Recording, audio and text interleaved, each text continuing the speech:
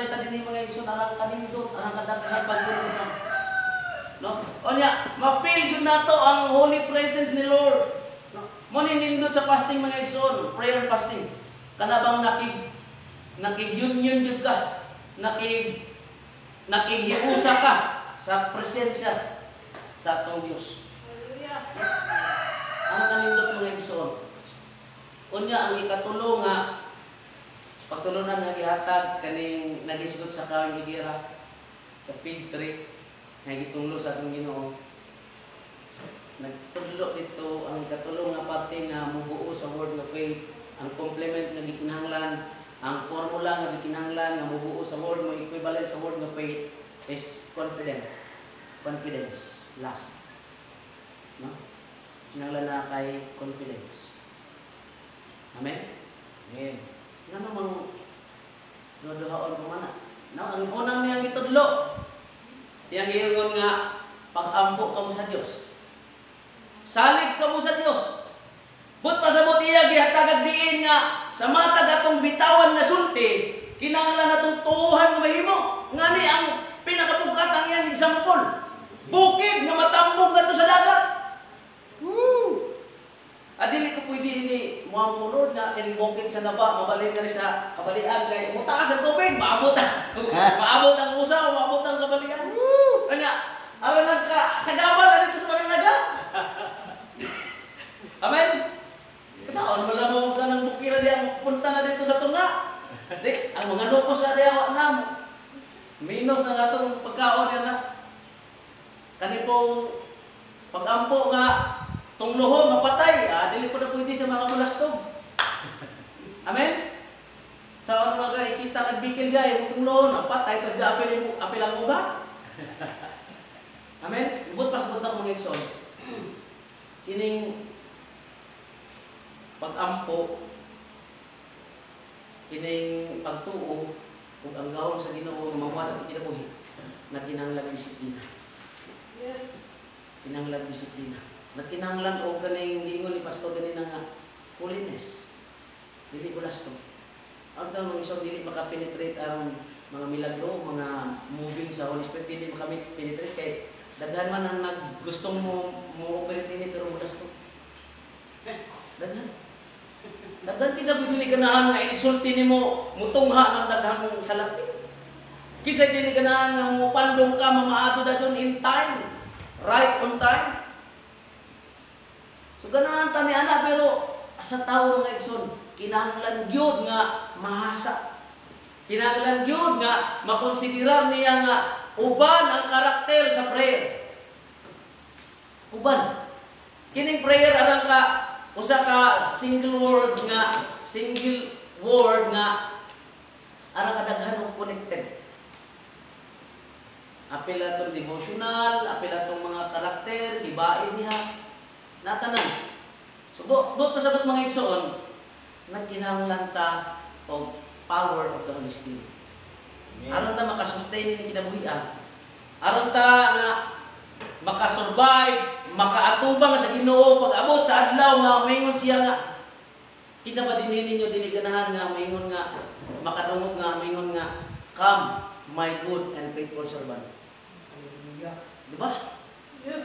Mao na ang pangayo sa Ginoo. Lord, mo na isod sa akong pag-ampo. Ginoo, gusto ko nga matapos ning akong kinabuhi nga makadungog ko nga moingon ka, come my good and faithful servant. Ara kanindot pagsuon. Ara kanindot tagamtamon. Mo na nga kinahanglan ta mabuhi sa pagtuo. For we live by faith and not by sight. Mo nagingon sa 2 Corinthians 5 verse 7. Or we live by faith and not by sight. So, kinahanglan yun na itong i-ignite na itong pagtuo aron maka-move ang Holy Spirit. Kinahanglan na itong atong mga karakter, atong andamon. Muna yung buhat sa atong leader din eh. Ang giandam ta, gihasa ta. Salamat sa Ginoo sa iyang kinabuhi. Kaya kung wala ni, number 1 po kung bulas ito ulo. Arang kada kong trabaho ulo ni sa akong kinabuhi. Kung iksong nagtubok itong bulas ito, arugaya na ko na. Dugay ko na kailas akong kaugalingon. Bulas to gyud ko diay. Salamat sa Ginoo nga karon dako man nga trabaho pero nagtuo ko nga ang Ginoo makahimo nimo. tuo ko nga dili ko niya pasad. So, aron makatubang tayo ng kinabuhi ang igsoon, ang secret, God is Spirit. Ayaw pagtrabaho nga through flesh. We will work with the Holy Spirit. Maka sa gubang ganito na breakthrough, blessings, tanan nga panalangin, ma-operate na. Nalaygon ang Diyos sa itong mga ilang. Amen! Hallelujah! So, sa uban, nagbiling tayo ng kasabot. Mura nagwa, kita nila kuhaan kini kuhaan sa pulong sa Ginoo. Prayer man ipanik sa Daryl. So, ang prayer, very simple man, talking to God. Consulting. So, kinalan nga, master na to ang kuhaan sa talking. So, muna nga, kinalan to, kinalan kita mo, asa dapit mo kuhaan, magpagkita ka para makabati. Anak. Kaya ang prayer, yung masing klase.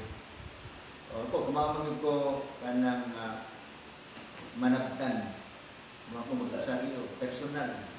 Marosaryo dito.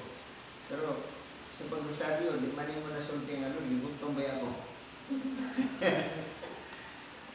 Okay? Kaya, isa itong katunan nga, di ka dapat mo gamit o punta. Oo. At rin pahiluna yun. Kanang, Lord, kung imong kapubuton. O, pagkao na nga ni, kayuhan na ni. Kanando na kinabuhi sa pamilya nga kinamalibre. Hindi ka may pwede yung, Lord, kung imong kapubuton, mabuhi ka siya, maayos siya. Hindi ka pwede mo gamit na. Pwede ka mo gamit na sa kanang, pamba kanang, doon na kay commitment. Lord, kung imong kapubuton. Nalitaw. So, doon na tayo dapat hinunaan ni anak. Ano ang kinahanglan ng holiness kanang sa mua, ito sa Ranali, kanang sa una, mo yung sobra magkakabalaan. Hindi rin yun, walay pagkabalaan, hindi ka makakita sa Diyos. So, hindi kinahanglan yun. So, muna, pagsugod ka na ko sa ministry, kaya, pamag ko sa pastor, dalhon mo ko niya, sa seminar, sinubayad sa buwan ng institution, pinagbayad mo po. Dito, tuminaw. So, muna nga, usa, nagkatuloy ko sa paghatag og tithe, tinud-anay. Kung dili kay, kung 100 ang imong tithe, pwede nung tagag 80, di ka pwede. Non-negotiable ang imong tithe. O, di ka naman negotiable sa kumatag karon. Hindi na pwede. So, wala, ako iba na sa Ginoo kay kanang, wala naman ko nga gibiyaan ako akong profesyon. Akong pagtuo, na ako, personal ni nga, sa dahil itawag ko sa Ginoo, biyaan ako ang tanan. O, rin sa biyaan na. So, ako ibiyaan. Bako yun ako na kung sa panalin na. Laing trabaho. Naragin sa Ginoo. So, wala, kasi ko sa yun ang pag-type. Sabi pa niya, ikaduha, kanang pagtinun-anay nga, nag-mention mo ito ng pangalang yung term nga bulastog. Kanang pagka, hindi mo ito magpalupig. Away gusto ng asawa ay. Okay po. So, kolta, waiting ka na eh. Waiting ka na eh. Pero sa kuha, di sa ko makaako na membro sa akong pamilya, labi na sa mga bata, magluya na nga ni, ligurado na ko niya na, mag-inulsol na. Mag-inulsol na na, Lord. Pinahalan nga, pag makanong Ginoo, mag-feel na ko yung presence, nga makahila ko niya. Sayo na kayo mo pa sa'yo. Nabitaw. So, sa mua, hindi mo na kaabot hospital. Gawas ka ng immunization. Dala mo yan ang ipa-immunization na ng bata. Kaya pagpanganak sa Ranali, punto ba diha? Pagkabot na sa magpatambal sa mga bata, wala. Kaya na akong gidaras pa sa Ranali nga, kaya na mag-inisog ka diyan, kaya hindi ka mag-inisog. Patay. Kaya na pagkabalaan. Hindi ka pwede. Kinabuhin na nakataya. Kaya, karon mag-observe, CCTV na kita, So, unsod kong uban. Mo man ang mangisog, kaya labi na doon na kay gusto bitaw niya, di matuman. Mangisog. Dapat dili. Katong kita nga malumanay na. Kalma. Kinalang yun. Munang sa ato ang asay. Pagpaubos, pagkamasinagtanon, makailobon, magugmaon, maluluyon. Tanan nga maayo. Kaya ang opposite nga na, ato, tingaway, di magpasaylo. Dili magpaubos. Kung sa'y gusto, huwag matuman. Muna sa pikas, kalibutan. Muna ang kalibutan. Duha man ta kalibutan karon, ang usa ka kalibutan muna siyang gingharian sa Dios. Invisible, di makita. Pero it exists. Nag-exist na. Kung iyo man si Jesus, mag-ampo mo, kung niyo pag-ampo, manamo anak sa langit, kung dahil ng halan, manamo ang imong gingharian. Matuman ang pagbuot ito sa langit, ngayon man din sa yuta. Ang langit, ang gingharian, pareho na. Iabot na.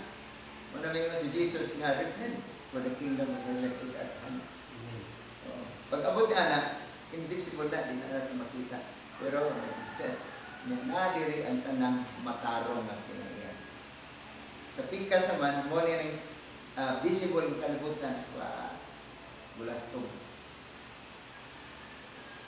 Wala sa pagtuo, kung mo pagin ka, wala sa ko, nag-master ko, pa kung mag-doctorate, ako pasar. Pasar siguro ko sa kuan kining bachelor, dire ko sa masteran. Okay, kinahanglan man. Okay, kanang kaulit. Wala ko sana kung detail ka. Lamig mo yun. Lamig. Mga pagkaon. Lamig. Lamig yung kaon niya. Yan ang uban nga na yung mga problema na sa dili man diri sa bagay. Sagaran nga problema sa tao kaya diri sa ubos pa yun ito. Magkaedad na. Kanya, di ka katman sa pagtuo. Okay man, check up na yun. Saywag. Ma-check up na yun. Sa ko, ako yung katonan na kuhan na ng dili ko mo kuhan sa nang di ko magpadaog. Naman ko yung naramdaman sa akong kuhan sa lawas. So, kuhan, una-una na ko nga ito sa pag-aksidente na may mga antibiotic lagi na doon ito sa kuhan, capsule nga hindi na ako i-mention kaya para di mo kuhan. Paano na ko, maayag ako mong research yung nagsuon na okay ang research, you know, pang-inflammation ba? So, muna na ako nga papalito na ko sa Ronaldo o ako lang sikreto pero akong hindi na ko galing mo na hindi ka na ako anaron. Okay, atong anaron na itong kagalingon, maanad, mga na to. Pangitao na rin mo, kung na yung ibati. Ang ikinahanglan, kung na kayo ibati, i-check imbalance line. Nga naman to. Ang saman, nga naman yung natin akong ibati. Kaya di man na hinangan yung ibati kung why naka-trigger.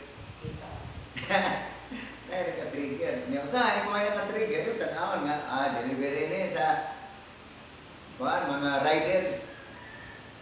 Mga riders mo yung deliver. Kaya tao na yun, God of order.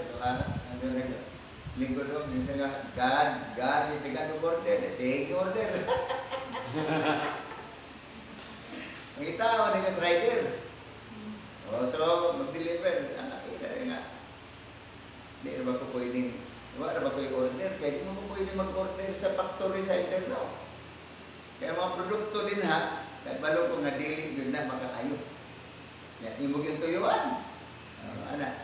Natawaan niyo ko, sumasama na itong joke nga, naku, ito mo sa utok, nang mag-utok. Kinatawa na yung sabita, no? Si Dr. Moy utok. Sige, ampo na. Before na mag-final. Ampo na ito ning lifestyle sa pagtuo.